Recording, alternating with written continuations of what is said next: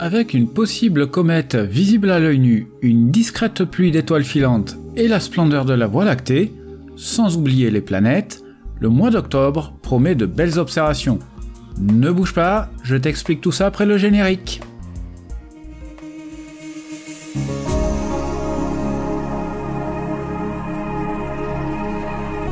Bonjour et bienvenue dans La Parenthèse étoilée, le podcast des passionnés du ciel présenté par Alain Juppin. Comme à l'accoutumée, tu retrouveras dans ce 48e épisode l'agenda céleste, les éphémérides planétaires et lunaires, avant de terminer par mes idées d'observation pour ne rien rater des merveilles du ciel de ce mois d'octobre.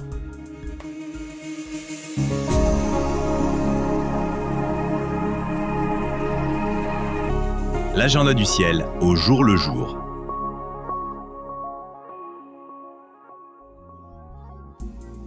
Comme le mois dernier, commençons avec la Voie lactée qui, début octobre, s'étire de Persée jusqu'au Sagittaire. En plein cœur de la nuit, elle semble pivoter autour du zénith.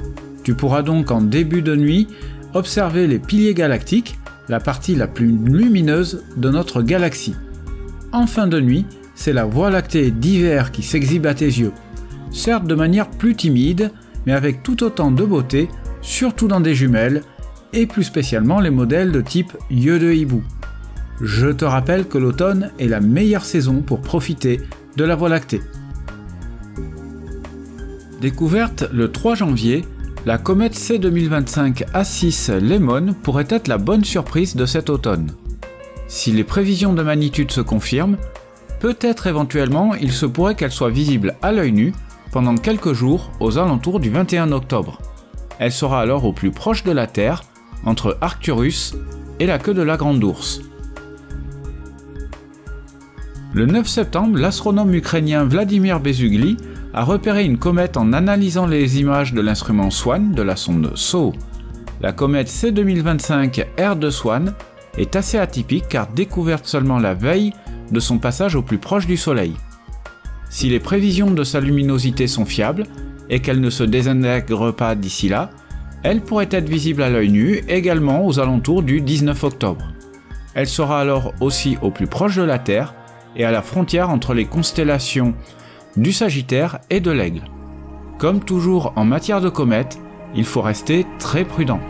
Même si elles ne devaient pas être visibles à l'œil nu, elles le seront probablement aux jumelles. À partir de la mi-octobre, si tu as la chance d'avoir un ciel vraiment noir, le genre de ciel où tu te demandes si tu n'as pas oublié d'ouvrir les yeux, tu pourras tenter de dénicher, ou mieux encore de photographier, la pâle lueur du Guéguinchin. Vers le milieu de la nuit, il se promène dans la constellation des Poissons, perché à une cinquantaine de degrés au-dessus de l'horizon. Le Guéguinchin, c'est tout simplement la lumière du Soleil qui se réfléchit sur les minuscules poussières cosmiques du plan de l'écliptique. La meilleure saison, c'est l'automne, quand la Lune n'est pas levée, et dans un site dénué de pollution lumineuse. Le 21 octobre, c'est le maximum de la pluie d'étoiles filantes des Orionides. Ce sont des étoiles filantes rapides, très brillantes, et laissent des traces visibles pendant plusieurs secondes pour la moitié d'entre elles. Il faut s'attendre à une trentaine d'étoiles filantes par heure, et cette année, cela coïncide avec la nouvelle Lune, donc des conditions optimales pour les observer. Pour information, cette pluie est la version automnale des états aquarides du printemps. En effet, la Terre traverse par 2 fois l'orbite de cet essaim météoritique. Mais les Orionides sont cette fois-ci plutôt favorables aux observateurs de l'hémisphère nord. Enfin, pour terminer ce chapitre et le mois d'octobre, le dimanche 26 octobre, nous repasserons à l'heure d'hiver. Et à 3h du matin, il te faudra afficher 2 heures sur ta montre.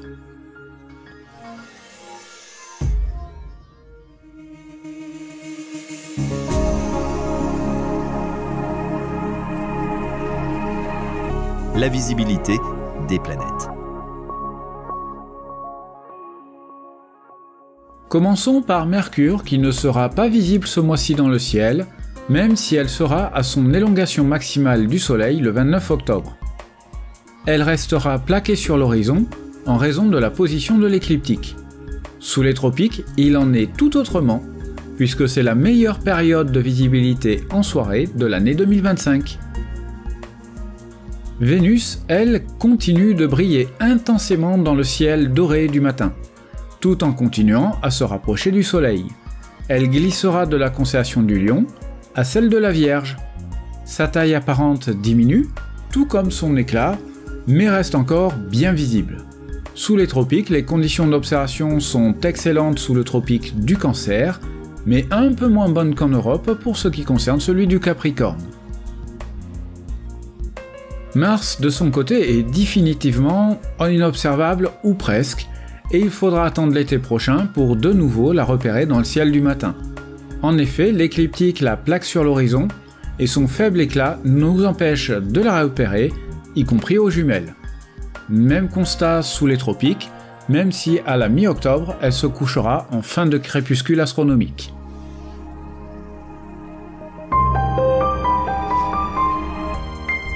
Jupiter, la géante gazeuse, est observable en seconde partie de nuit. Les observations de qualité dans ton instrument sont possibles depuis quelque temps déjà. Et sous les tropiques, excellente visibilité durant tout le mois. Deux rendez-vous assez sympathiques. Le 6 octobre, vers 1h20, Ganymède et Io projettent leur ombre sur le disque jovien, avant de passer simultanément devant celui-ci entre 3h30 et 4h48. Puis le 15, c'est au tour d'Europe et d'Io de passer devant la planète. Ce sera de minuit à 1h11. Et bis repetitas, le 22, entre 2h37 et 3h04. Si le passage de l'ombre d'un ou plusieurs satellites est assez facilement observable moyennant un ciel peu turbulent, l'observation de satellites devant le disque jovien est-elle plus délicate? Dans l'article complet, je te donne d'autres phénomènes joviens observables en Europe. Saturne s'observe dans le ciel quasiment toute la nuit. Ses anneaux, sous l'effet de sa rétrogradation toujours en cours, se referment, apparaissant comme une barre. En Europe, comme sous les tropiques, c'est encore sa meilleure période de visibilité. Les anneaux offrant peu de détails vu leur configuration, attarde-toi sur les nuances colorées à la surface du disque planétaire. Il te faudra pour cela beaucoup grossir, les possesseurs de grandes focales seront donc avantagés. Uranus est visible une grande partie de la nuit. À un peu plus d'un mois de son opposition, les possesseurs d'instruments de grand diamètre pourront tenter de repérer quelques-uns des 27 satellites de la planète. En effet, les magnitudes visuelles d'Ariel, Umbriel, Titania et Oberon oscillent entre 13,5 et 14,5. Si l'observation sera particulièrement délicate en visuel, les meilleurs astrophotographes planétaires pourront les mettre en évidence. Et enfin Neptune, elle s'observe elle aussi quasiment toute la nuit car elle se trouve dans le même secteur que Saturne tout le mois, même si les deux planètes s'éloignent l'une de l'autre. Les deux planètes sont visibles ensemble dans un chercheur. Et pour finir ce tour d'horizon planétaire, un petit mot sur le Soleil, il quittera l'immense constellation de la Vierge le 31 octobre pour rejoindre la Balance. Pour les astrologues, il est dans le signe de la Balance jusqu'au 23 octobre, puis dans celui du Scorpion.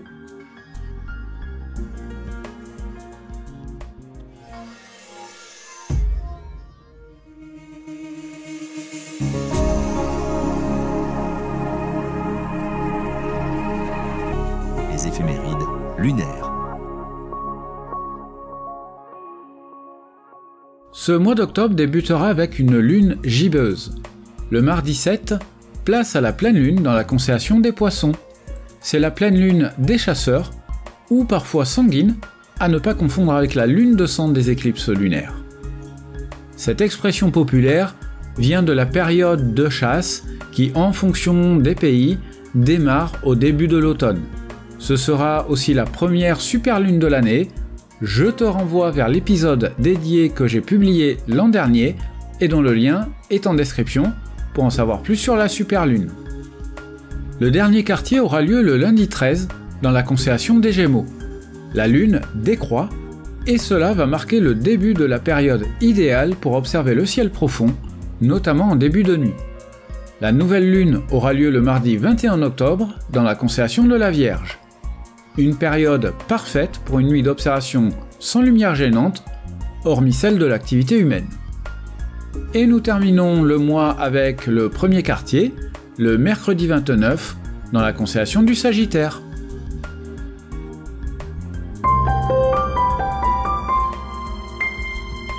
Le 6 octobre, la quasi-pleine lune est en conjonction avec la planète Saturne, mais aussi Neptune. Le trio traversera la nuit et la voûte céleste ensemble. L'observation et le repérage de Neptune sera par contre bien plus difficile en raison de l'aveuglante lumière lunaire. En fin de nuit, le 10 octobre, la Lune sera en conjonction avec les Pléiades.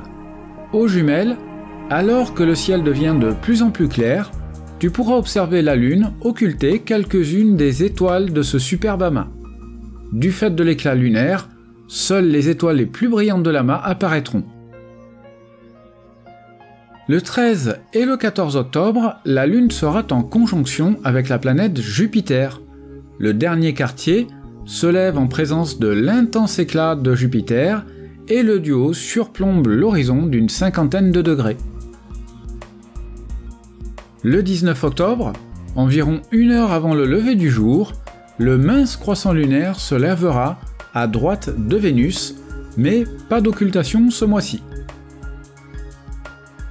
Pour clôturer ce chapitre, le 28 octobre, il sera possible d'observer le V lunaire pratiquement au centre de la Lune, au niveau du cratère Huckert. Un peu plus bas, à un peu plus de la moitié de la distance avec le limbe, tu pourras observer au fil de la soirée le X prendre forme à l'intersection des cratères Lacaille, Blanchimus et Purbach.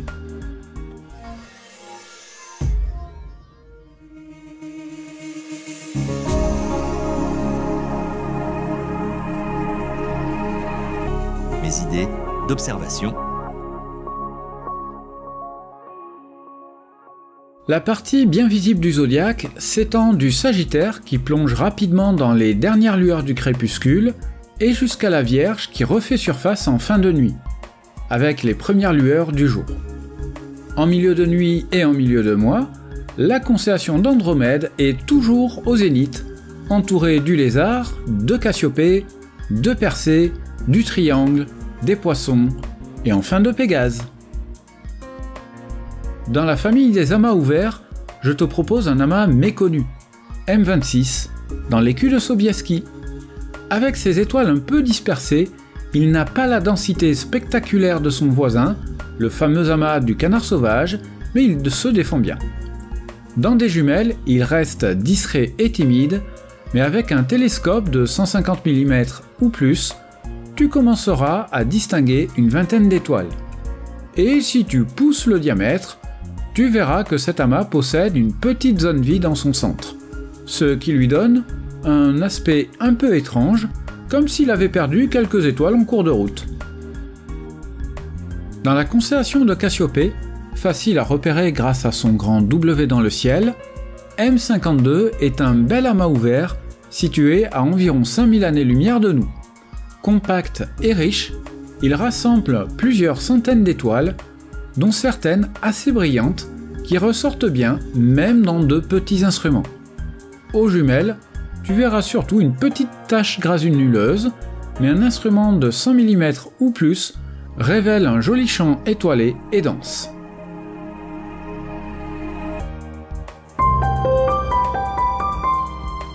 Dans la famille des amas globulaires, perdu dans le Verseau, se loge M72, un petit amas globulaire situé à environ 55 000 années-lumière.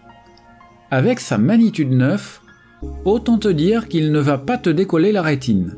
Il reste discret et nécessite un instrument d'au moins 150 mm pour le repérer comme une tache diffuse. En augmentant le diamètre, tu pourras commencer à deviner quelques étoiles périphériques, mais le cœur reste serré et diffus. Ce n'est pas l'amas globulaire le plus spectaculaire, mais il a le charme de ces objets lointains qui donnent une vraie impression de profondeur. Coincé entre deux géants du ciel d'été, Vega et Albireo, M56 passe souvent inaperçu. Et pourtant, ce petit amas globulaire situé dans la lyre mérite le détour. Comme tous les amas globulaires, il s'apprécie surtout dans les grands diamètres instrumentaux, prévoir au moins 150 à 200 mm pour l'apprécier pleinement. Moins spectaculaire que son voisin M57, il n'en reste pas moins une belle escale discrète dans la lyre.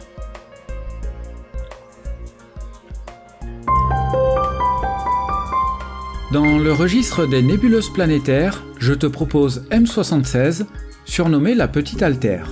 C'est une jolie nébuleuse planétaire située dans la constellation de Persée, à environ 2500 années-lumière. Elle n'est pas des plus faciles à repérer, oublie l'œil nu et les jumelles, mais avec un instrument de 150 mm ou plus, on distingue sa forme allongée qui rappelle justement une mini-version de la nébuleuse de la lyre M27. Ajoute un filtre UHC ou O3 en fonction du diamètre de ton instrument et ses contours se renforcent joliment. Bien sûr, les objets présentés le mois dernier et dans les épisodes de l'automne dernier restent en grande partie d'actualité. L'épisode sur les classiques du ciel d'automne est en cours de finalisation.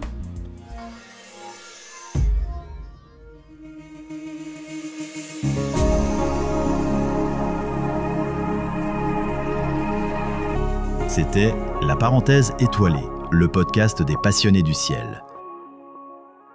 Et voilà, tu arrives à la fin de cet épisode. Si tu l'as apprécié et si tu ne l'as pas déjà fait, n'hésite pas à le partager, ainsi que de t'abonner au podcast ou à la newsletter. J'ai toujours bon espoir de sortir l'épisode spécial FAQ pour fêter les 3 ans de la parenthèse étoilée. Mais comme souvent, quelques contretemps et même quelques imprévus bien placés ont décidé de jouer les troubles fêtes dans mon calendrier. Résultat, il faudra patienter encore un peu.